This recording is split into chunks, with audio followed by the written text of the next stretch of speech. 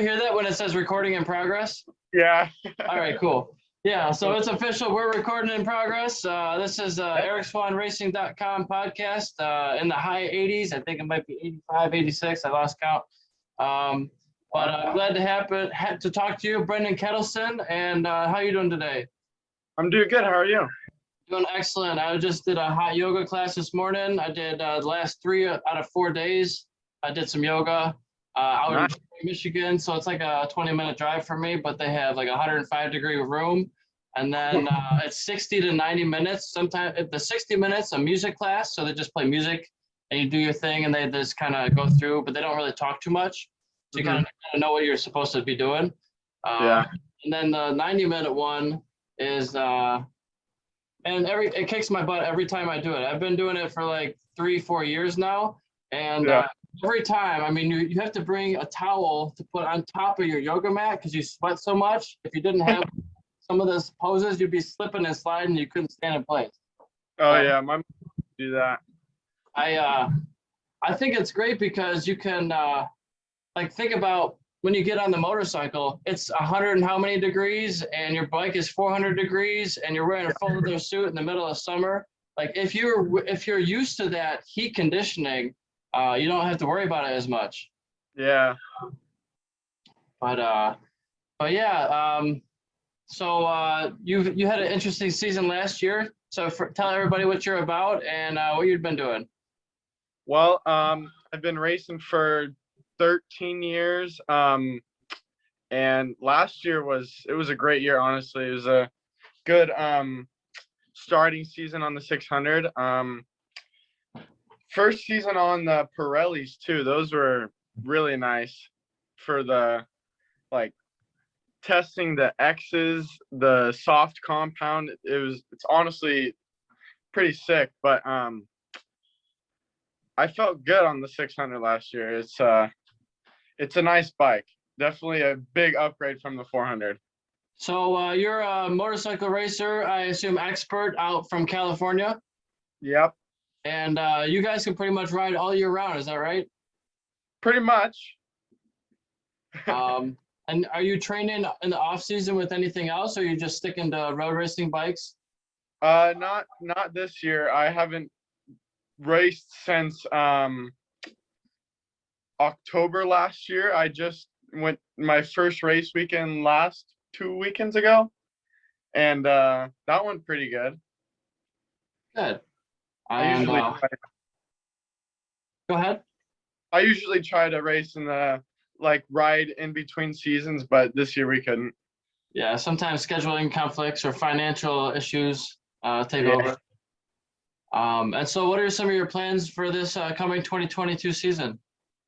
So I'm going to be doing the full AFM season.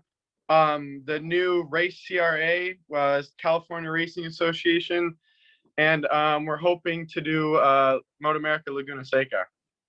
Heck yeah. Are you familiar with those all those West Coast tracks, I assume? Yeah, very familiar. And so you've done like track days at Laguna? I haven't. I've only raced Laguna once in 2019 on the 400. But I bet you probably have thousands of laps in the video games around those tracks. Oh yeah, for sure.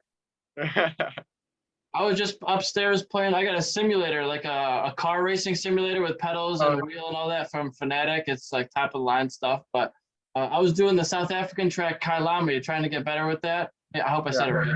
But that's a tough track. You know, there's tons of elevation, and I just kept losing the car around that the big right-hander, like starting the second sector, and just cooking it in too hot. But you know, the thing you don't feel is all the G-forces. That's the tough part about it. I mean, you can feel the wheel like chirping and like you're going in too hot, but you're trying to slow the car down using all your engine braking, but sometimes it just gets away from you. Those force feedback like chairs, those are expensive. Heck yeah. I don't have one that actually moves around, like the chair doesn't move, but everything but that. Yeah, that'd be sick though.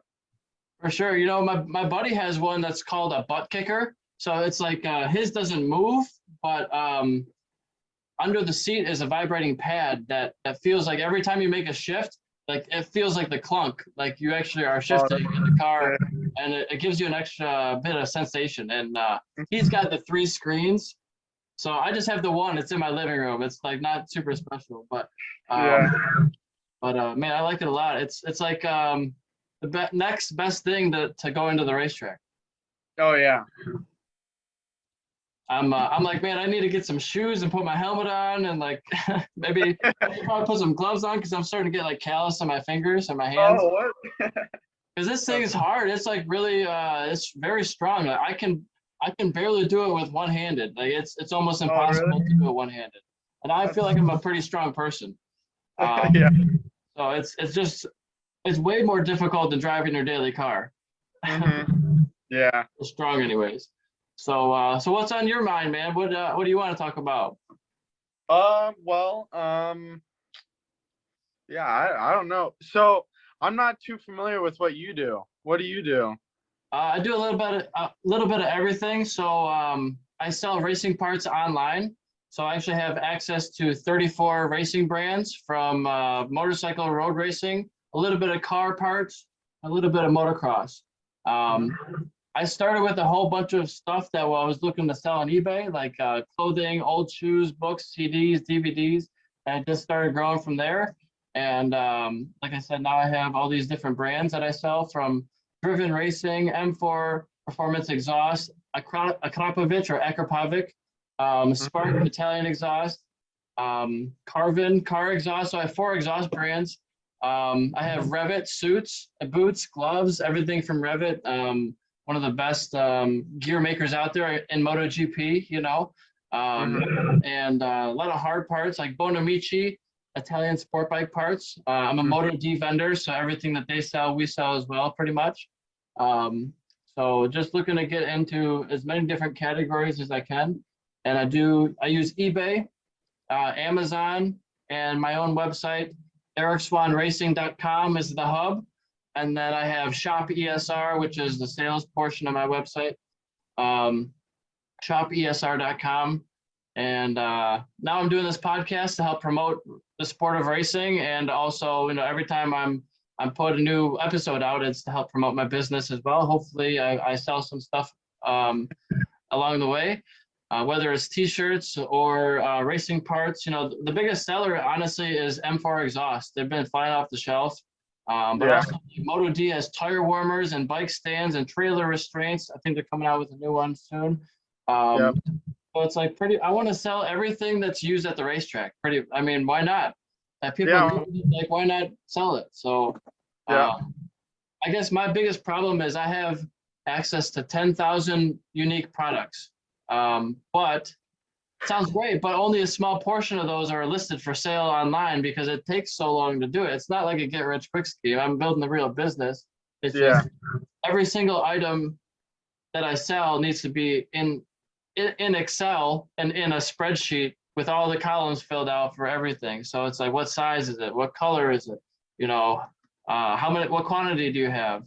And then once it's online, some vendors have inventory feeds that I can link to, and then if it goes discontinued, then it will automatically delist from all the websites, and I won't oversell it. That's the idea anyway. But sometimes there's, you know, it's not perfect. So it's about fixing those problems and trying to make everything better. So I've been selling stuff since I was a child. I have drawings when I was like in 2nd grade saying I want to be a store owner. So it's cool to actually be doing what I'm doing. I mean, you want to be selling millions of dollars, but it's growing. It wasn't that last year, so just got to keep beating at it. Nice. Doing a dream. Heck yeah.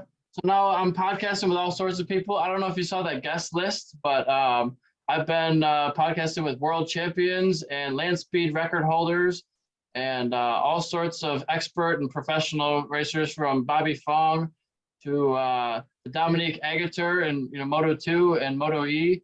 Some pretty darn big names. Former presidential candidate Johnny Rock Page. So just trying to reach out. You know, I just went to a concert the other day. I saw. You saw some of that video? Yeah. So it was like a heavy metal rock concert, punk rock. It was with Drugs, DRUGS. It's a acronym for Destroy, Rebuild Until God Shows. It's kind of epic sounding, right? Yeah. And then there was Scary Kids, Scaring Kids. There was Dead Americans. There was Glasslands and Secrets. And I knew three of them, three out of the five. So I actually had Secrets in my truck CD player at the time. Yeah. But yeah, it was good, but it was crazy. I've seen people get injured on stage, like whether it's people crowd surfing and ended up on stage, or people jumping off stuff with the band and then getting injured. But I've never seen a medical emergency on stage. And one of the drummers from Dead Americans, he had an asthma attack on stage, like 2.5 songs in. I was like, either this guy is like really out of shape or something's going on. Wow. And like he just stopped. He's like, I can't breathe. And he hit his inhaler a whole bunch of times, and they took him off and they stopped the set, and they went to the hospital. Wow. That's not good. And, No. but he came back later. He was fine. He came back in his hospital gown, and I actually talked to him afterwards. I was like, in high school, well, way before that, I was diagnosed with exercise-induced asthma. So I don't know what he had. I never had attacks. I'm not a doctor. Don't take it my advice. But I will say that for me, my experience was I couldn't breathe when I worked out. And I played soccer for many years, and I always was wheezing. I was a fast runner, but then I'd have problems breathing, So I found out that I didn't have asthma. I had weak lungs.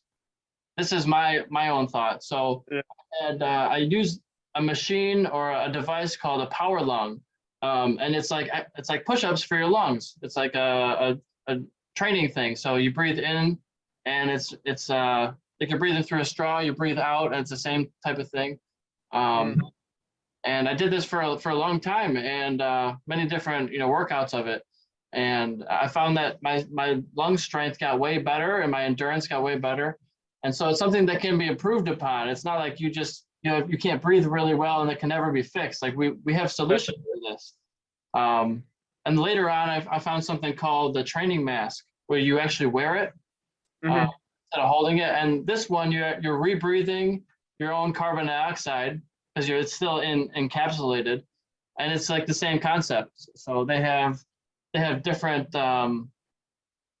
filters you can put on to have more air or less air. But the first time I put it on my face, I was just walking around my apartment at the time, and I was getting winded walking around, like doing nothing. Just Yeah. like, it's intense if you're not used to it. But by the end of it, I could be having that thing on my face and running next to people who didn't have it on, and like outrunning them, and that's satisfying. Yeah. So it's definitely something that can be improved upon. So hopefully that drummer gets some stronger lungs. Yeah. So yeah, man, I like going to concerts. So I talk to the artists of those groups to try to get them to podcast with me. I've already talked to one musical group. It's just I want to talk to people who I want to talk to. Just go down my interests a little bit. So I've never been to a concert. You never been? No. Man, I've been to like 100 different concerts over the years. I just haven't had the chance to. I would highly recommend it. It doesn't have to be like people think when you're going to see a show, it has to be your favorite group. I think you should at least like them a little bit if you're going to see them and not hate them. But like this was $20, $30 tickets, just standing room only.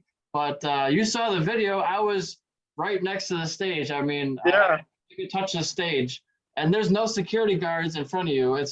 But it was a kind of a rowdy concert. But I mean, nobody's trying to start a fight. No. For the most part, there might be one or two, oddballs here and there, but I didn't see anybody get in any fights. Or there's some pushing and shoving, but that's kind of normal. It's like you're at the front of the pit of a concert. There's going to be some pushing and shoving. That's just to be expected. So normally, Like I've been to so many shows. I would highly recommend if you wear glasses, do not wear glasses. Wear contacts or don't wear them at all, because depending on how rowdy of a show it is, they will get knocked off of your face. And that's happened to me. And I found them, and they were not stepped on. I was like, "How is like this is a miracle?" Like, That's funny. but also, you should, if you have them, wear steel-toed shoes or boots because your feet will get stepped on.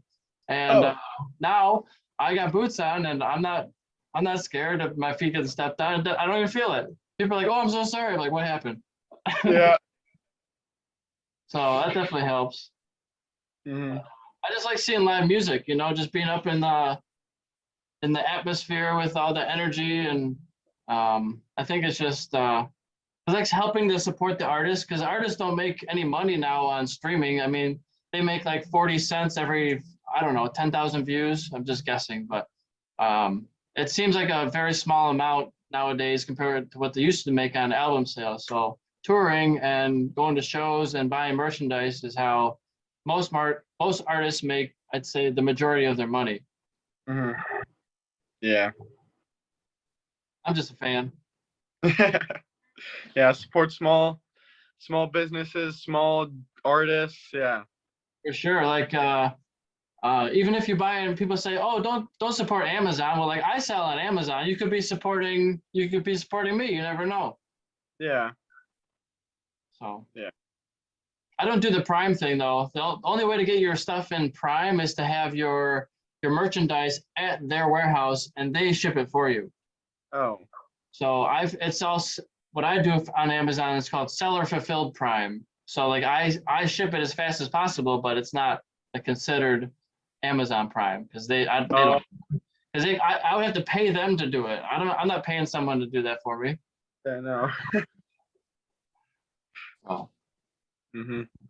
So I just saw something on social media. I was talking about Marc Marquez and everybody else in MotoGP. Marc Marquez has more wins than everybody else combined. What? Who's a current player in MotoGP? Say it again. Marc Marquez has more wins of anybody else combined in MotoGP. That's just insane. I think he's up to 59, and everybody else combined is 56. What? I mean, we're talking like Dovizioso, Juan Mir, like all the big names, and they all have a win or two here or there. But Mark has been like kicking ass since he's stepped onto the stage. Oh yeah, he slowed down a little though, sadly. He's got that possible injury and now some sort of reoccurring eye issue. Yeah. Sucks. But That body position is amazing. yeah, man, he was somebody that I wanted to emulate when I was on the bike. I was like, I want to be just like Marc Marquez, like put your body like that. And now there were people like what's the saying? I'm gonna butcher it. Where like flattery or mockery is the best flattery, right? When you imitation is the best flattery. So when people try to imitate you. So there's a video on YouTube right now. I don't know whose channel it's on, but of me, somebody making fun of me and my body position because I'm going so far in my body position. They're like, "Oh, look at me, I'm Eric Swahn." Like, thank you. Yeah, you fan? I guess I don't see that as like a bad thing. No. At least you have one. Right. A lot of people used to just not even get off the bike, but I always just try to get off the bike as much as possible. Yeah, you're saving the tire. It's like you're looking for a penny on the ground, right? Mm-hmm. What? So what's your body position style if you have one? How would you describe your body position on the bike? Like Fabio Quartararo's body position. I try to like imitate like his like forward on the bike, down, not too far, but like I try to imitate the MotoGP body position as much as I can. I'm starting to get lazy again, but as you're talking like suit open. Sector out. Man, that actually happened to me last year. I was doing a supermoto track day up in northern Michigan, like Flint area, and I had no idea until I saw the photos later. My suit was wide open for like a couple sessions. I don't know if I just gained some weight and I didn't notice it was bulging or what. Yeah. But sometimes it's like there is not a locking mechanism on most suits. It's just a zipper, and then there's like a little Velcro thing. Yeah. Not really a lock. Mm-hmm. I Yeah. bet you it happens more than you think. Oh yeah, for sure. My suit is getting so tight on me. It's from 2019. And we're trying to get one soon, but Well, if you need a Revit suit, I got the hookup. all right. I've got a custom one being made, but we'll see. For sure. Yeah. Or actually, I'm thinking about selling my Alpine Stars Atom suit. There's nothing wrong with it. I just I sell Revit, so I'm like, why don't I just wear what I sell? Yeah, exactly. But it's nice. It's it's hard to just get rid of a suit like that. Yeah. But so tell me what kind of bike you're on this year, and what kind of mods do you have for it? Is it super stock? Do you have and I mean you have the normal probably exhaust and like things like that. Yeah, I've got a X6R. It's mostly Graves parts on it. I've got a Graves exhaust, rear sets, Gale Speed master cylinder, Gale Speed rotors. I think we've just got a head gasket in it, and the tailor-made bodywork. That's about it. Oh, I've got the Öhlins steering dampener. What kind of suspension? Yeah, Öhlins. Öhlins full front and rear TTX. Mm-hmm. Yeah. And what mill cartridge in the front? I'm not too sure. We bought it from my dad's friend, and he built all of it. I'm not sure exactly what's in it, but Are you someone who's always tinkering with your suspension settings, or do you just set it and forget it? I used to be set and forget it, but now that I have Mike Canfield, MC Tech, I text him and we make some minute changes that make it a lot different, and it makes it so much smoother, so much planned. Last race weekend, I texted him because he wasn't at the track, and we made some changes to the bike that made it feel way better. But for the next race on the March 19th, we'll make some more changes to the bike to make it go faster and see if I could get some better lap times. Heck yeah. Now you're way out west. Are you planning on doing the Daytona 200 anytime soon? It'd be a dream to do that, honestly, but I hope to do it soon. I can't do it this year though. And now the rules package are changing. Yeah. What does that do for your program? I don't know, but it's gonna be a lot, honestly. Are you planning on staying stock 600 for now and just like watch, wait and see? I think we're gonna go to Moto America spec. Okay. Yeah. Try to get used to that the horsepower. Oh yeah, it's gonna be a lot more. With the Ducati out there and the MV and the Triumph, I'm curious to see how the Ducati's gonna do. Yeah, and now for the Triumph, are they allowed to do the Moto2 765, or are they going to be doing the regular 675? I'm not sure. I'm sure it's the 765 though. That's the big boy. Yeah. Yeah. Yeah. Yeah. That'll definitely be interesting. Like, what's the horsepower difference between the stock 600 and like a built new spec generation 600? I don't even know. Maybe I would say probably stock 600 could maybe do 125, 130 horsepower, and then I have yet to see any numbers for the built bikes, but probably 145s. I would guess. Graves doesn't give you the dyno sheets, so it's all like locked up. Hearsay. We're just guessing. Yeah. I'm guessing probably like 150s. 150s. That's a pretty Probably. good bike. That's like a comparable 750. We're just going to the 750 class now. Suzuki's are gonna race the 750s, I think. So it's like we did 250. Now we're doing 300. Now we're doing 400 for the lightweight class. Now we're doing 600, 750 plus for the middleweight class. Is the 1000 class gonna start putting Hayabusas in there and like H2s, or what's gonna happen? I don't know. I vote fixer. Oh That's fun. man, it's Yeah. just it's the evolution. It's like, where's it going next? I don't know. There's gonna be a level above the thousands next. That's gonna be insane. They're It's already just making. gonna be like fighter jets on the ground. Yeah. Well, that's Formula One. Sorry. Yeah. Yeah. But what do you follow more? Is it MotoGP or World Superbike, or is there something else? I follow like MotoGP more, honestly, but I'm starting to get into World Superbike a little more because Gerloff. Yeah, But- Garrett Kurloff. We got like 4 Americans out at least on the world stage now, right? Oh yeah, Cameron, Joe Roberts, what's his name? SDK. SDK, yeah. Yeah. And I just saw the timing sheets. I saw Cam was 3rd place behind Yeah. like Pedro Acosta and some other Spanish guy. I forget. I showed my dad and we were both surprised, but he's got time on the tracks now, so I wouldn't be surprised if he's up there the whole season. I hope he is, man. I hope we get somebody else we can really cheer for, not just getting the points. Yeah, that'd be sick.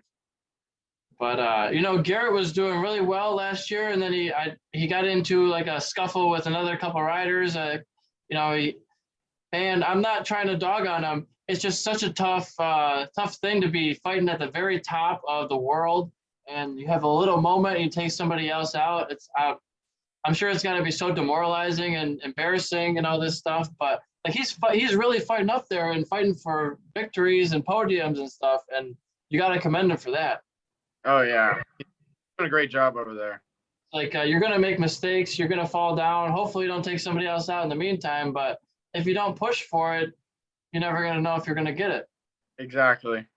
But sometimes, it's like I'm working on this simulator upstairs, and I'm just before I came down, I was like, all right, I'm gonna put it at 100% difficulty. AI against the computer on their aggression and their skill level, 100%. I'll start from first, see how long I can last.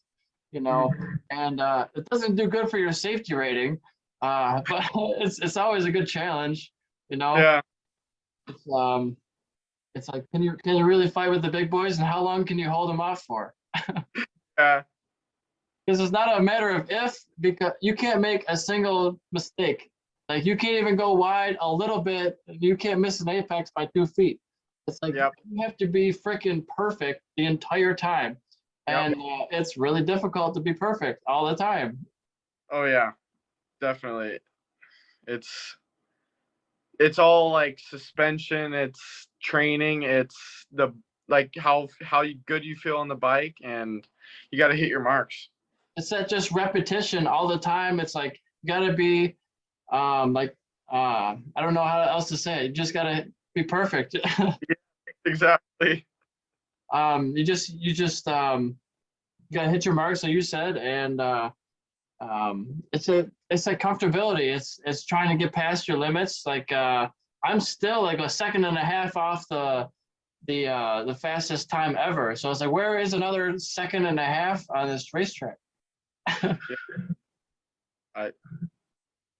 Track time, probably practice. It's people that do it consistently all the time. I've noticed that you have to be very careful with your tires. Like you can have 2 tires off of the track, but you have to have 2 tires on at all times. So I think they're using extra track where I'm not. Like if I gotta watch some of the ghosts to see how far you can push some of the corners. That's a thing. Yeah. Do you use a lot of data or telemetry, or do you look at lap times or sector times or things like that? Honestly, I just try to follow the fastest guy. We don't have data. It would be sick too, but I just try to follow them and then see their markers and try to latch onto them. Okay. Yeah, the visual marker is really the best thing that you can ask for. Yeah. For sure. Yeah, and so what's going on in what's going on in California right now? Not. It's actually pretty cold here. It's 62. Well, pretty cold for us. Yeah. Yeah, it's snowing outside right now in Michigan. Oh, jeez. I'm just north of Detroit. Yeah. But yeah, we got like 4 inches of snow the other day when I went to the concert. It snowed 4 inches that night. Oh, wow. But you can still do a 55. I mean, you can't see the ground very well, and you gotta make sure you keep all the fundamentals right. You know, you can't high side your truck or anything. You can't like stab the gas or you can go pretty fast, but you're not gonna be stopping fast. No. Yep. And there's all sorts of people like not flipped, but spun out. I did see one actually on the way home from hot yoga today. It snowed a couple days ago. We had maybe an inch of snow last night. Just a dusting, nothing really. I mean, I could see the ground when I was driving, and I was going a different way back home from class, and there's somebody actually was a rollover, so we had to go a different direction. I was like, people just really don't know how to drive in the dry. So how do you expect them to drive when there's snow and ice on the ground? The drivers here they're on a different level of stupid. Yeah. The traffic, there's no reason that there should be traffic. They don't know how to merge. Yeah. Oh, I wanted to ask, what is the rule for racetracks? You can have 2 wheels on and 2 wheels off the track. What is the rule for on the street? Can you have 2 wheels off the lane and still be okay? I don't know. I haven't been pulled over, so it's all of it, I guess. I don't know. I think you got to stay fully in the lane because people are just crazy with that stuff. They'll go in the lanes that aren't even a lane, like the shoulder, and use that as a turn lane. I'm like, that's not even a place to drive. Yeah, no. I think my dad's talked about him getting pulled over for being too far in a corner across the white line. So I probably should stay in the white lines. For sure. Yeah. Oh, wow. You asked what I do. One of my other jobs is I'm a track marshal. So I go to the different racetracks and I work as a race official. So I'm like an intervention marshal or flagging and communication, they call it. So I'm the guy at the side of the racetrack, usually wearing all white with a big hat on so I don't get burned. And then sometimes waving a yellow flag, I hope not. Or run in to pick up your bike if you crash. But I did it about 8 times last year, and I think I might do about 30 events this year. So a big jump. I went down to Daytona already and did the ARMA event for vintage bikes. That was in January. I went to Homestead Miami Speedway a couple weeks ago and did the CCS at the Super Bowl weekend. And then I'm going next weekend to St. Petersburg, which is going to be the IndyCar race. So St. Pete IndyCar street circuit. I'm going to work that event. And then in a couple of weeks, I'll be at Daytona for the 200. So every couple of weeks, I'm going somewhere, it seems like. Nice. Staying out there. Yeah, I would love to be riding and being on the bike and competing, but I just can't afford it right now, or I haven't found the right opportunities.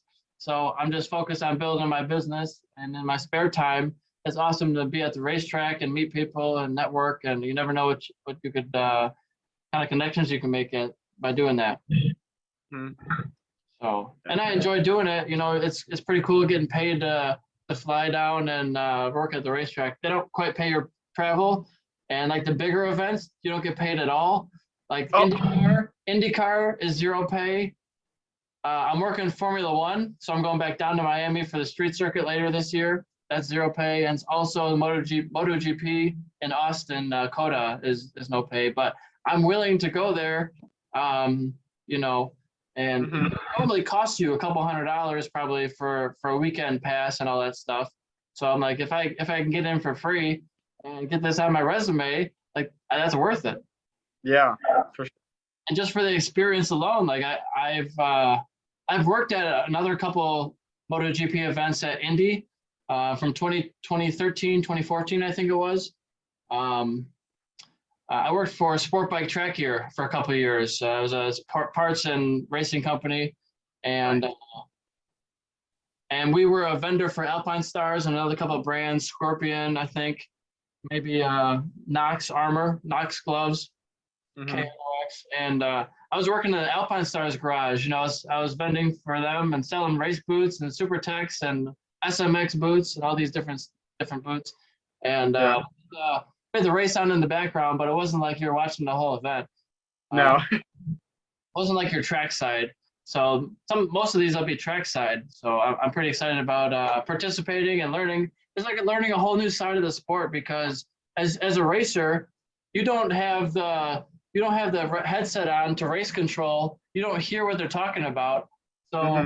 like I said it before, but it's so interesting to hear all the facts from the track. You hear like, oh, rider, blah blah blah, and you're not supposed to say names on the radio. You're always supposed to say numbers because that's less identifiable because that's a public channel. Like the news could be listening to it.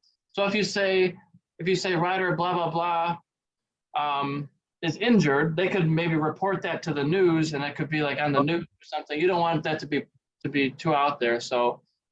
Um, but you hear like, oh, he cut the blend line, or this guy he's off and on. Oh, this guy he's off the track again. You know, we Yeah. report everything we see to race control if it's relevant, or like body work is hanging off a bike, or you know he needs to be black flag, or he doesn't have his chin strapped, or his helmet strapped, or he has his suit open. Some people, if they're not familiar with the sport, they'll see like they'll see tethers on race suits to their bike, and that's like an airbag system that's a tethered. It's not too common, but you do see it sometimes. They're like, oh, he has something dangling off his back. He needs to come in, and like, no, it's fine. It's just a tether. Because you get car marshals doing motorcycle events too sometimes that they go back Okay. a little bit, so they're not super familiar with everything. Or last event, there was a guy, CJ Cohen, who I've talked to, and I want to get him on here to talk to me. He's a racer. He goes like every other weekend, and he wins championships. And he was on the R3, and he was like gesticulating violently, like, "Oh, the guy up there, like he's on a bike going 80 miles an hour." But he's like, you know, he's like this, and he's putting down, like, I don't know what that means. Like the race control, I'm like, rider 444, he's gesticulating. I'm in 6A. He's like, I think there might be oil on the track. I don't know, but he's like saying something is wrong. So I'm like, I don't see anything on the race surface. He does it again next time he goes by. I'm like, I don't see anything wrong with the guy in front of him. But you got to make a decision. Like, is there oil on the track? I don't see anybody sliding anywhere. Like, it doesn't look like it's a problem. Yeah. He came into the pits later on after the race, and apparently the rider in front of him, her belly pan was coming off. I think it was a female. Her belly pan was coming off of the bike, and it was like wobbling violently in the wind. But I didn't see anything from my side, so maybe it was the right hand side. You know, I was on the left side of the track. But she finished the race, and they both did, so nothing catastrophic happened. But he was super concerned about it. Yeah.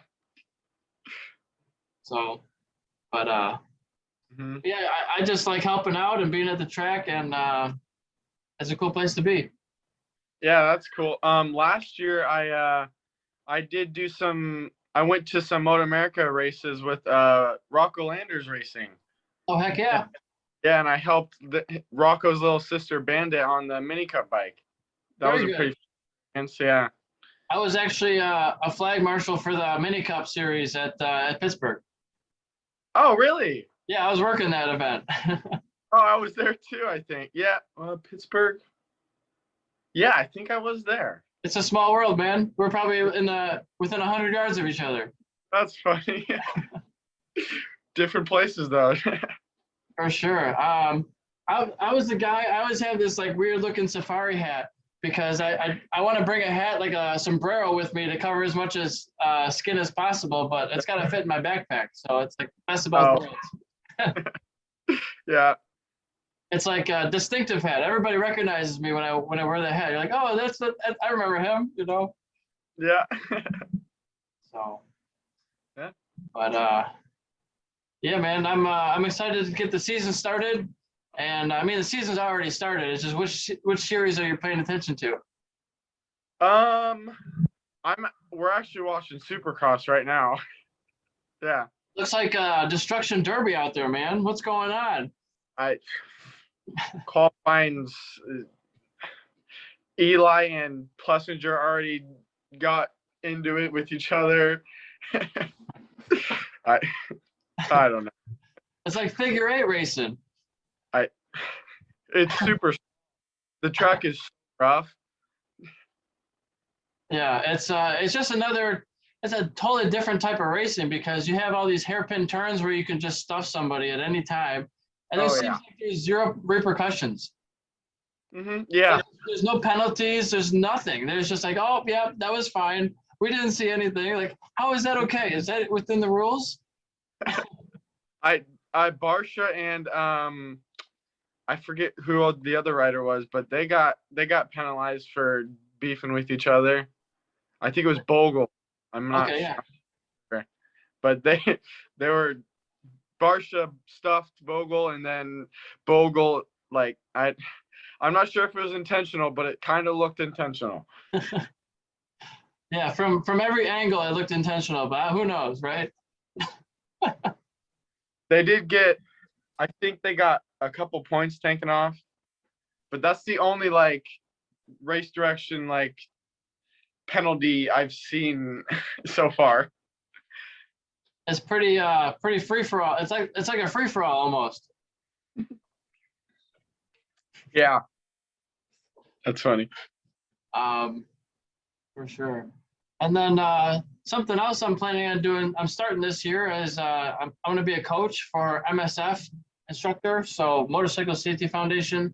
They do licensing programs for new riders. So basic riders who've never ridden a motorcycle before, or people who are looking to get more training, mostly for street riding purposes. Okay. So just looking to help get my foot in the door with some coaching and help people get their license. I took this program like 12 years ago. And so I just found out through it, through an event I worked at Road America for Moto America this year. Yeah. And I was just on their news email blast and found out about the one in Wisconsin. I'm like, well, there's probably one in Michigan that's closer. So why don't I just go to that one? And so, I reached out and they said, yeah, we'd love to have you. And for anybody who rides a motorcycle already, they are in desperate need of coaches and they pay really well. And they're in pretty much every state. So reach out to your local person. And the class is like 3 miles from my house. So it's like I don't have to travel anywhere. It's like a perfect situation. And as a, you know, I like to work in motorcycles. So why not do something like this? Yeah. It'd be cool to do some like rider coaches to help like racers and AFM. That'd be cool for like someone wants to like pay me a little bit for like some like sessions. I'd be down for that. That'd be cool. You're talking like the bigger bikes, 600s or 400s, or maybe even mini bikes? Maybe, yeah. I could do whatever, honestly. Because I know a lot of the people are doing training on kart tracks now. Maybe they have XR 100s or 150s or even 50cc mini bikes. Yeah. So volleys are looking good. Those 160s and 190s, and they even have like a 110 that's automatic. Yeah, I saw. That's weird. So you don't even have to shift. It's like children can get on these bikes. It's like a scooter kind of. Yeah. Same kind of feel. So, but it's not the same feel. The same shifting because you don't shift, but yeah. Very much a road racing, purpose-built machine. Yeah. Just in a smaller package. It's very small. But you know, when I was working that event for the mini cup, those kids were fast. They were respectful. Like they didn't make bad passes. I didn't see anybody take out anybody else. Like there was a couple slower kids, and that's fine. They were just getting around them fine. They were getting past, but they were holding their line. They weren't being erratic. They were being safe out there and just learning at their own pace. Yeah, that's the perfect situation for those kids. They've definitely learned good from their parents or whatever, their coaches. They're definitely doing a good job. I remember begging my parents if I could get a bike like that when I was little. I had that as my screensaver for years, and I wanted to buy it with my own money, but I was 14 or 12 or something like that, and they're like, you can't buy this. Where are you gonna ride it? Like I'll find someplace. I don't know. Like I'm not gonna ride it on the main highway. It's maybe 50 miles an hour.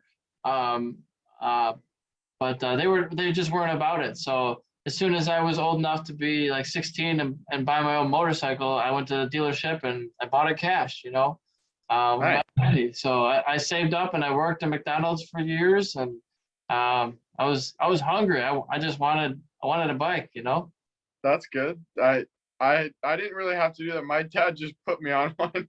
Yeah. It's a different world. Different world. He put me on a Sierra 50. Brought me to the motocross track. And that was the end of it? Just kept doing that? Kept doing that. Then he took me to a road race kart track. And I said, yeah, I want to do that. Yep. And you just kind of worked your way up from there. What kind of bikes were in between the 50 and the 600? So we had a Cobra 50. We put Supermoto tires on that. I went riding at the kart track. And from there, we actually went to a pocket bike. And then we did Mini Moto USA, which Rocco's dad started that. Okay. And we've been racing with him since I was little. We've been racing together a long time. What is Mini Moto USA? It's not anymore, but it was like pocket bikes, and like it's like those little club races like SoCal Supermoto. It's like that, but like at a smaller level. There was even adults on those little pocket bikes. They had a little class for them. It was so fun. Yeah.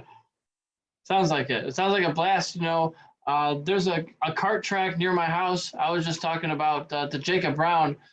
He does this series as well. A buddy of mine owns Great Lakes Supermoto, and that's where we do the Supermoto different events around the state, just track days and stuff. But he hosts a mini moto day over at Kart to Kart. Well, they just got bought out. It's now Full Throttle Adrenaline Park.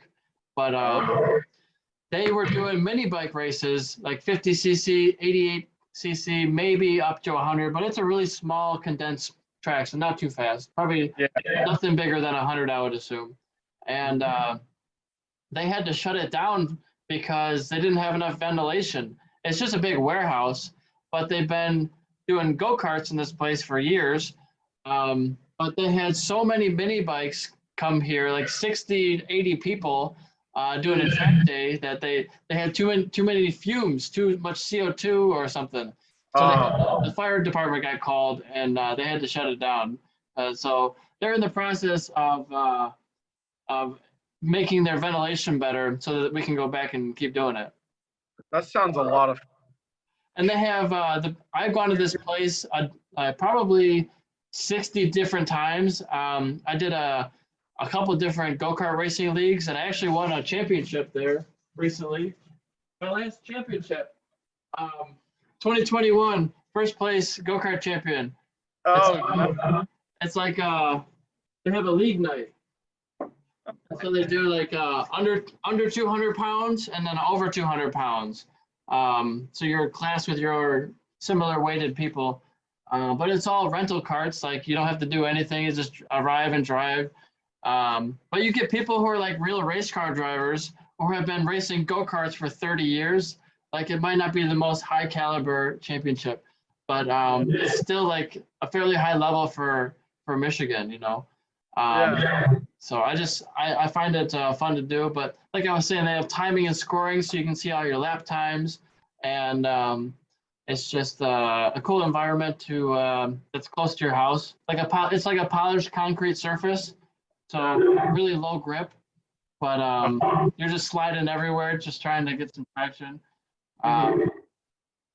And every single time you do it, you're in a brand new random cart. So people are always like, "Oh, that cart sucks," or "Oh, this cart sucks." I'm like, okay, well, you're gonna get like 3 tries. You get like practice, qualify, and a race. So my thing is like every cart drives a little bit different. Like it might have more tire pressure or less tire pressure, or like there's not too many settings you can adjust. You can adjust your seat back and forth, so you can have a little different weight bias or weight distribution. That's about it. You know, you can't even. Nobody's sitting there with like a tire pressure gauge. You get what they give you, and you go out there. You know. Yeah. So you just gotta drive it. That sounds fun. So yeah, it's a blast, man. And so doing all this karting stuff, I got interested in like, man, I want to do more karting. So I rented a real go-kart, a racing kart from a buddy I found online, actually through the community, and I took it to a local kart track, a bigger outdoor kart track, and it was a Tag X30 kart, IAME engine and all that. So it wasn't a shifter kart; it was like one step down from that. And so I was like, this is the first time with a real kart. Let me go out here, and like I took it in the bed of my truck, and you put it on a stand and everything, and you learn the ins and outs of it. And I realized that I had the fastest go-kart at the racetrack that day. Like this was my first day doing it. I was like, oh, maybe I got the wrong one. Like, wow. I mean, it was a blast. Don't get me wrong, but I could have gone way slower and still had a blast. And one of the guys there actually let me borrow his cart for free. It was like it was a Tony kart. I think it was maybe a 5 horsepower, and so it was like 1/6 of the power of mine, you know. And like it was a blast. And you know, you drive it way differently than if you have 1/6 of the power. Like you got to throttle out of the corners the proper way. So like I probably would have gone faster if I started in his kart and did a bunch of laps in that, and then got in the faster kart. Just like how you should progress in anything. Like you start small and then work your way up. But it was still a blast. I'd do it again for sure. Oh yeah. I recommend it to people. I wish it was more accessible. It's just like I had to contact somebody to do it. I had to bring it there all myself and like load it and everything. It wasn't a super easy process if you don't know how to do it. Yeah.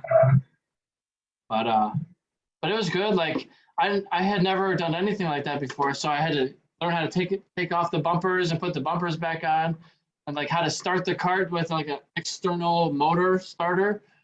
Like you see in Motogp, how they put it in the side of the engine. The same thing. Same thing with a kart, you know. So it was a really cool process. I enjoyed it. Oh yeah, it's a whole different. And it's really not that expensive. Like I love motorcycle road racing, but for people who are looking to get into it, who think it's really expensive, I would urge them and point them into karting and or supermoto, because if you're looking to do supermoto, like once you get a bike, you don't go through tires, you barely use any gas, like you crash the bike, nothing breaks, It's fine. you don't brake, you're going way slower, but you're still learning the same things. And you're still having a blast, you're still fighting with your buddies and passing.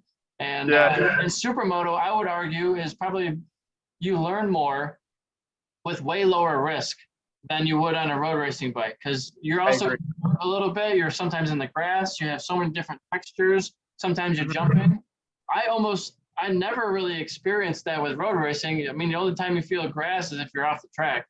And the only time there's dirt is same situation. So it's like you never really get comfortable with those feelings unless you go off the track all the time. Whereas supermoto, it's just normal, and it just becomes a part of your daily. It becomes a part of your lap, and you have to take that jump, and you have to, you know, it's it broadens your skill set, I think, more, and it lessens the nervous factor. If you're normally jumping your bike and like sliding it everywhere, you're like, oh, that's not a big deal. I know how to control that. Yeah. Yes. I love Supermoto. I did it for like 4 years. Supermoto USA. I probably more, honestly. But riding a 80, I started like on my 65 against 85s, and then I rode my 85s against 250s and 450s. It was so fun even on a two-stroke, they'd stop me in the corners and I'd out of the corner. It was really fun. And then 250s against the 450s. Now I have a 450. I just got back, actually. So you're all about racing up in higher classes with lower bikes. I love that. That's what I did for many years too. Yeah. It's way more fun, honestly. It's pretty satisfying. I mean, the only reason I did it, I didn't want to race against higher bikes, but if I wanted to do 6 races a day, that's the only way to do it. Yeah. Yeah. And then the lower classes and novice or even expert, not quite professional yet, you can compete at a high level with, say, 60 horsepower less than some of these machines and do fairly well. Oh, yeah. Because the tracks are a little smaller. They're not using all the power, and you're working hard. And, they might not be fully up to speed, but you might have the grunt on them out of the corner, so you have the track position, and then they might not be a super aggressive passer, so now you're already ahead. And then, just be a little bit late on the brakes, and they got no way by, and then now it's the next corner, and now you're fighting for the next guy, and you forgot about him. Yeah. Yeah. Just trying to make your moves and stay on track and just slowly get ahead, right? Oh, yeah, and you learn a bunch doing that too. So you've been racing and riding, sounds like pretty much your whole life. What would be some tips you would give people, whether they're just starting out or they know a thing or two? The biggest thing is probably practice, honestly. I can't my dad works a lot, so I can't really ride a lot, but if you practice a lot and like do a bunch of track days, honestly, that's way better than you could focus on like technique too, but riding more, you'll get more used to the bike, and then you could focus on technique. But yeah, that riding time, bike time on the bike, it's very important. The seat time, getting that comfortability with pushing the limit. Oh yeah, I definitely need to do that now. And what do you think you would say to street riders who are looking to get into the sport? Oof. Probably like get a mini bike and go supermotoing first, because going straight into a track day, you might get a little scared, because there's people that go to track days that are pretty good, and you probably don't know how fast you are. So just go to a like supermoto or like a mini bike track and start from there, honestly. Yeah, my first couple of track days, I thought, honestly, I go faster than this on the street. Why are we going so slow? So everybody's different, right? Like everybody has a different level of how comfortable they are, but I wanted to still take it slow because I'd never been to a racetrack and rode there like that before. So I was like, well, I don't know how to do this, so I'll just take the instructor's advice. And then I had never dragged my knee on the track before, so that's something new at the time. So getting over those couple fears of like, oh, what happens if I go off the track? And then, it's not the end of the world as long as you don't panic and you're not heading towards a wall or something. Most of the time it's like a big empty field, and you can just like, okay, maybe get off the gas a little bit and just kind of coast until you get back onto the surface, and then you can get back on it.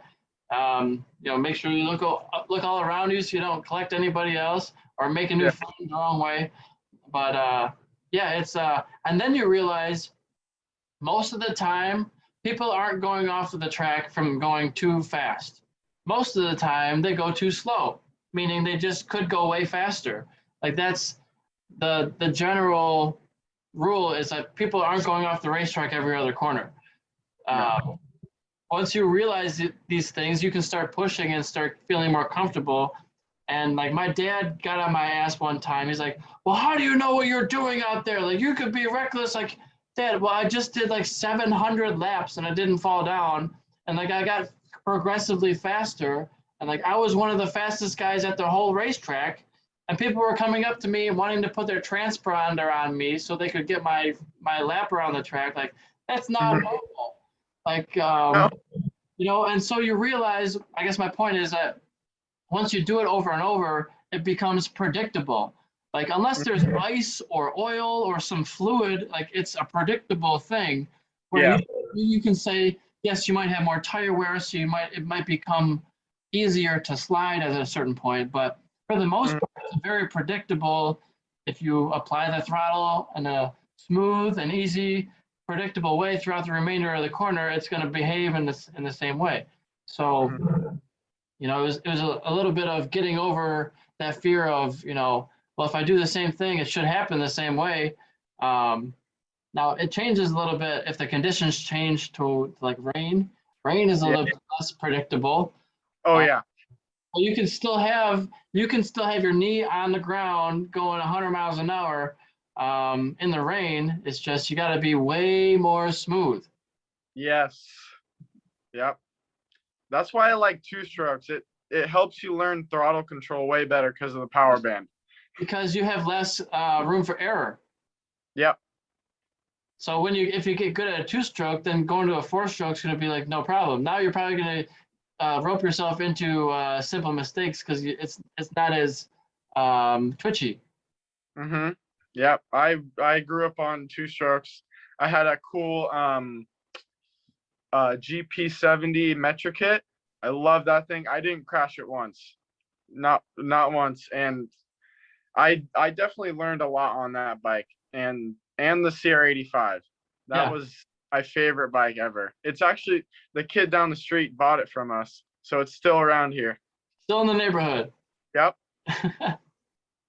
Isn't that kind of strange? Neighbors buying vehicles. My parents sold my brother's car to their direct neighbor next door. And they're like, like it was in good condition when they sold it, but he's like, listen, this is an older car. It will eventually have problems. Like when it has problems, I don't want to hear about it. You know what I mean? Because like it's eventually gonna break down. He's gonna come knocking like, hey, what should I do about this? Like, like it's a hard Yeah. situation, right? Yeah. I Or say wouldn't you want to. send it to a friend and like it's great, like there's nothing wrong with your car now, but like maybe in 3 months it has a problem. He's gonna be like, oh, you screwed me. Yeah, I don't want that awkwardness, honestly. But that's how machines work sometimes. It's not intended, but sometimes that's Yeah. just how it goes. They don't stay perfect for a long time. Yep, They change. for sure. Mhm. So tell me about your training plan. Do you do a lot of fitness or training in the off season to stay fit for all this? Actually, recently I picked up Ethan Chaplock. I've been doing a bunch of his programs on phone. It's super easy. I've been doing it almost every day. There's a couple off days, but I've been I've been feeling good doing workouts for him. And that's Southern Pride Performance. Yep. Heck yeah, I talked to him not long ago on here. Yeah. I Yeah, think I saw that. Yeah. yeah, he came on the podcast not long ago. So it's cool. I've talked to a whole bunch of his athletes. I didn't even know that they were his athletes. Yeah, he's an amazing guy. I'm truly blessed that he actually hit me up and asked if I needed any like fitness tips. And well, I haven't I've been doing like push-ups and sit-ups and like running every now and then, but his workouts, they're like it's a lot harder. You don't realize it, but do need a lot of endurance and muscle strength for a 600. of Oh, for course. sure. Yeah. You're muscling a 400-pound machine around the racetrack at the limits of physics. Yeah. Yeah. And so you said you're on the Pirellis right now. Do you plan on switching over to Dunlops at some point to get with Moto America spec? I don't think so. Well, I'll probably just maybe I think we're gonna do like a track day with Dunlops to like acclimate maybe, but yeah. I think they're pretty similar to the Pirellis. I think so. The Pirellis have way more grip, like edge grip and traction, but it shouldn't be that hard. Yeah. Do you wish Yeah. that there was like an open tire rule, or do you think there should be a spec tire?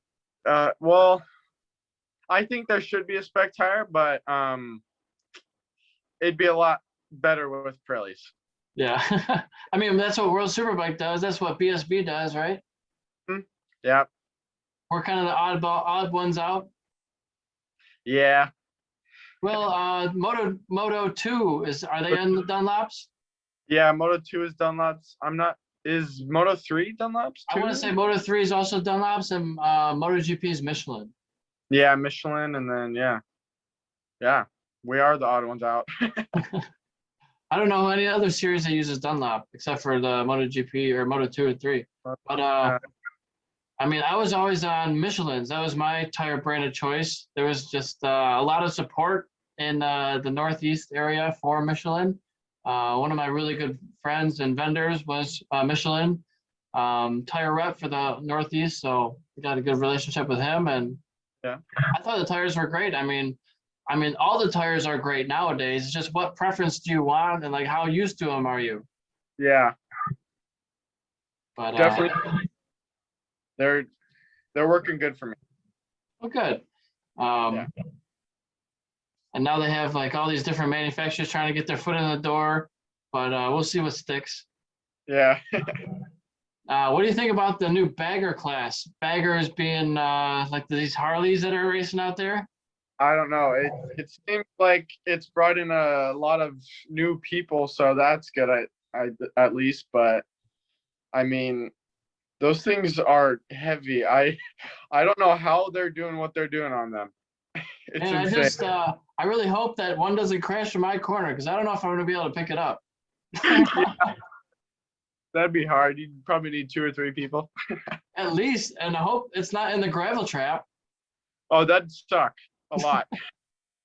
Man, I can barely I feel like I'm a pretty strong guy, but I think most people could barely push a motorcycle like 1,000cc machine through any gravel trap that like at Alabama and Barber.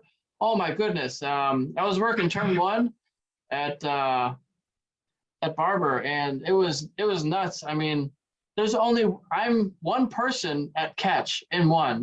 We have one flagger that's covering turn 4 up the hill, I guess it is, and I'm at turn 1 catch, and there's only one person there doing that. And it's like I need the rider to help me. If the rider is like not conscious or something, like I can't push the bike through the gravel trap because the gravel is like I didn't put my hand high enough, but it's probably 6 inches of gravel there. Like there was at one point another bike crashed, and I was struggling to push another bike. I was like, I would rather go all around this entire gravel pit than go straight through it. Yeah.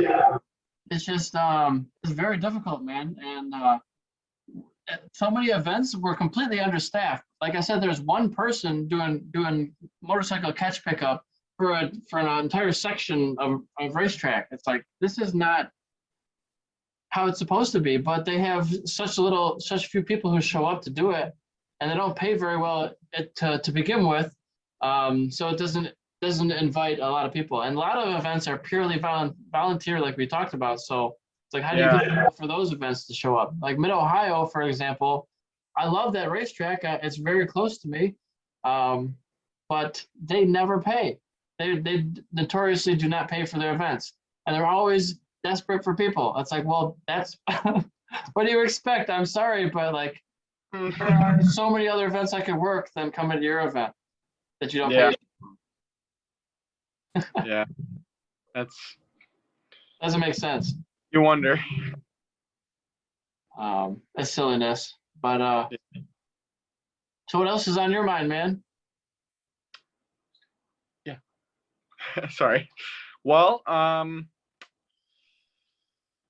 not much, honestly.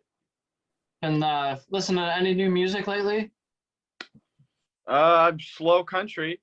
A country? Well, what kind of stuff? Like my truck, my dog, my girl. Nothing specific. Honestly, Ethan Chaplik has us doing down regulation. It's where you just lay down and like focus on breathing. So I just listen to like slow country to calm myself down. But it's hasn't been bad. But I also have been listening to like motivational like podcasts too. Oh, So nice. yeah. Very good. Well, I hope this motivates people to get into racing. Oh yeah. Hope so. We need more. For sure. How, have you seen the grids change at all during the pandemic? Honestly, no. You think they're pretty steady? Yeah, they're pretty steady. It hasn't been that well in the past like 4 years, so it's really the same. Like, in 2019, me and Mark Edwards were like the only 400 riders, and then last, I didn't ride 2020, 2021. It was me and Daniel Reiser, and then later on, I kind of got up to Corey Ventura, but not quite. And it's really just racing against 1,000cc riders. Yeah. And those are sometimes a handful, right? They'll kill you on the straights, but you'll get them back in the corners and on the braking zones. Yeah, especially at the long straights. Yeah, they do kill you on the straights. It's like, that's not fair. Yeah, it's like, come on. Man, I used to race against this guy who always had like $10,000 more into his bike than I did. And every straightaway is like, God damn it. Ugh. Yeah. But it's so satisfying to catch him in all the braking zones, all the corners. It's like, I'm right here, man. I could get you if I had a bike. But it's just there's always different levels of people. There's always people who want to spend 40 grand on their program, or some people who like me for years had I didn't even paint my motorcycle, and I just had the primer gray, that comes with it, and I just put stickers on that and call it a day. Or man, when I first started, I didn't even have number plates. I just had my entire first year of racing. I just used duct tape or electrical tape, and duct tape yellow for the novice, and then the black for the electrical tape numbers. Yeah. And I mean, it works. It's a 12-second solution. Yeah. It probably ended up slowing you down though, because it's added weight and more bad aerodynamics. But I mean, what can you do? Yeah. Yeah, I mean, all you really need to do to go racing is suspension, tires, and brakes. That's all you need. Yep. You don't need a exhaust. You don't need a motor. Honestly, just suspension. I mean, you do need good brakes. You probably, but I would recommend steel braided brakes, and I would say I'm biased, but that's not the reason. I do sell core moto brake lines, but however, brake lines are one of the most important things you can have, because if you go into turn one and you got rubber brake lines, you are not going to have a consistent feel. It's going to be different from lap to lap based on the temperature in your brakes. And the temperature can get up to a, no joke, 1,000 degrees Fahrenheit. So it's a big deal. And they're going to expand when you have that type of heat in them. Here's an example. I went to a track day last year. I rented a car from a random rental agency, unnamed, and I went to the racetrack with a regular street car. My plan was to get a Camaro, but as soon as I reserved it, they said, sorry, not available. And I got a credit. And then I did the same thing with a BMW. It was like a M5 or something. And then the same thing happened. It said, sorry, it's not available. We need more maintenance. Like, I got another credit. And then I felt there was nothing left in the area. So only thing left was a Malibu. So I got a Malibu, complete street car, nothing modified on it. And I took it to Grattan Raceway and did 2 track days with it. And by the end of the second day, the brakes were completely shot. Like not even, I mean, the braking was fairly predictable. Like the brake lines were fine, but the brake pads were gone. Like there was no more brake pad at the end of a day and a half. At like lunchtime, the corner workers were calling me around and saying like, hey, you're squeaking everywhere. You're not even on the brakes. Every time you hit the brakes, it sounds like you're killing somebody. Like it's just squeaking like crazy. So I had to go home a little early, but that's the difference between like a street pad even and a racing pad. You know, a racing pad does not work when it doesn't have heat, which is fine for the racetrack, but you can't take that to the street obviously because you don't have grip. But you can't take a street pad to the racetrack either because it gets destroyed with the heat. It's not meant for the heat. So like you have to have a purpose-built pad or a system, I should say, like you should have a race brake fluid in there, a brake line that is steel braided. And, you know, my preference is a shorty lever, but that's purely cosmetic. I just like to have a shorter lever, so I don't use all 4 fingers to brake. I don't think most people do. I just need 2, and that's about it. Some people use 1 nowadays, and that seems too risky for me. Yeah, I feel like you'd use a lot more muscle, and your arm pump would come faster. Yeah, I mean, sometimes I might use 3, I guess, but most of the time 2 fingers. Yeah. Are you a big mountain bike guy? Not really. I'd love to get into it though. I just saw this. It just reminded me, talking about fingers. I ride a lot of mountain bikes. I've won a mountain bike championship in the past, and I've also smashed my fingers on a lot of trees because of going past, you know, really fast and just clipping a tree here and there.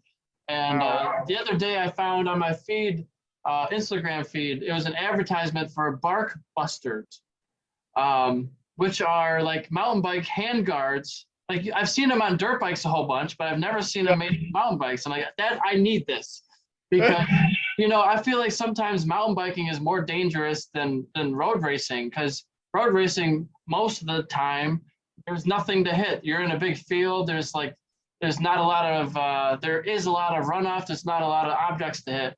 But in mountain bike racing, you're literally clipping trees normally. Like you're going as fast as possible from tree to tree to tree to tree to tree. And a lot of times I'm scraping my shoulders or like barely hitting the outside of my hands. But sometimes you hit them with a little too much finger and it hurts for like 6 months. Oh, geez. Yeah, it's not good. I mean, imagine you're going 20 miles an hour into a tree with your finger with all the weight behind you. Yeah. Like, it just makes my hand hurt thinking about it. Yeah, exactly. But that's a part of the sport, I guess, you know, and I always wear a full face helmet and goggles and all that because, man, those trees are unforgivable. They don't move. No, they don't. They don't care that you're there. No. Same thing for if you hit them with a car. Like, even when you hit them with a car, it depends how big the tree is. That tree is not moving. Nope. Yeah. But yeah, man, we got about an hour and 18 minutes here. Figure we should give a shout out to some of your sponsors. Yeah. So a big shout out to Chris McGuire, CT Racing, and Corey Newer, PCP Motorsports, Elite Athletic Network, MC Tech, Motogp. Hey, let me pull them up. I got a couple. Sure.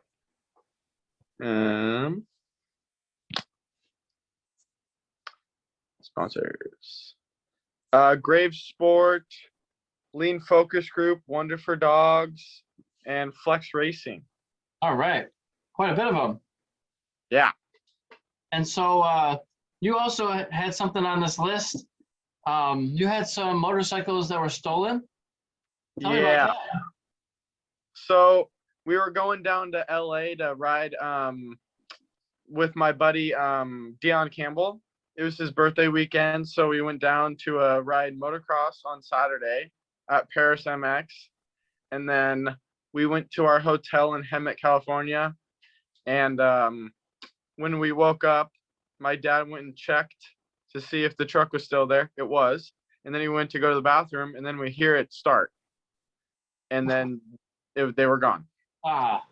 Yeah, they stole the whole truck with all my gear, all the tools, both the bikes, all my stuff. And the truck is still in the shop until the 22nd, but it's probably going to be pushed back again. We got both the bikes back and none of the gear though, which is probably Were they arrested? No. So they're still on the loose.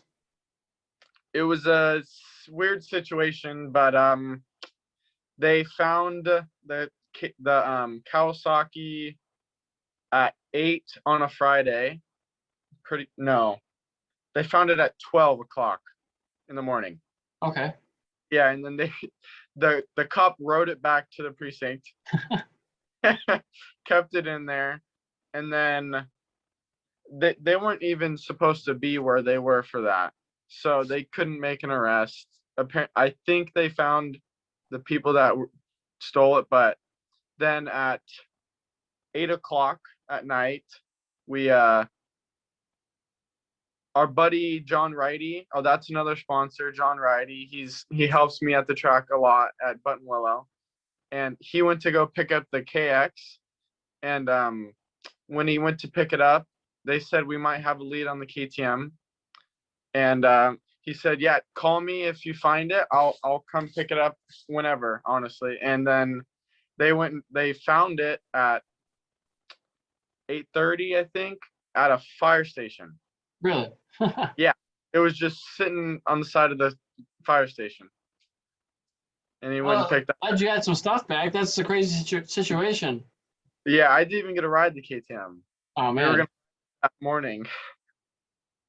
And it seems like it happens fairly often. Was it just like an opportune moment for them, or was planned? Apparently, that truck is really easy to steal. They literally used a screwdriver to get in the door and then to start it. Yeah. Yeah. So I gotta have. I've always thought about getting a couple of those like GPS locator things and just sticking them on some stuff that I have. I think it'd be a really good idea. Yeah, maybe an air tag or something, and like a dead man switch. Yeah. Just hide it somewhere. Like somewhere. I've even seen they make like if you have an expensive bicycle, they make tubes that'll go in either your seat post or your handlebar. That's like a tracker that's completely indiscreet. You have no idea it's there. So if you ever steal my bicycle, I'll know exactly where it is.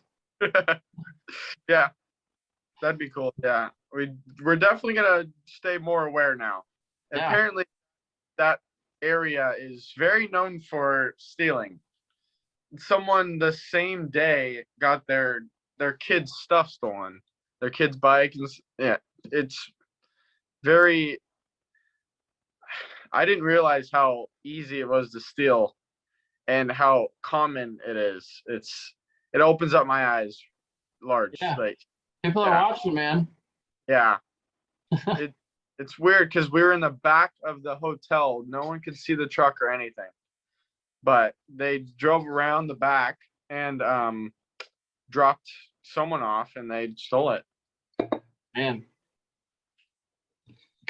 That stinks, but you got some of the stuff back, so you're still waiting on some gear maybe? Yeah, we're waiting on I've got actually Chris McGuire got Arai on CT Racing, so I'll be getting some Arai helmets, and leathers we're getting soon, and then I just got some Alpine Star boots from PCP. Nice.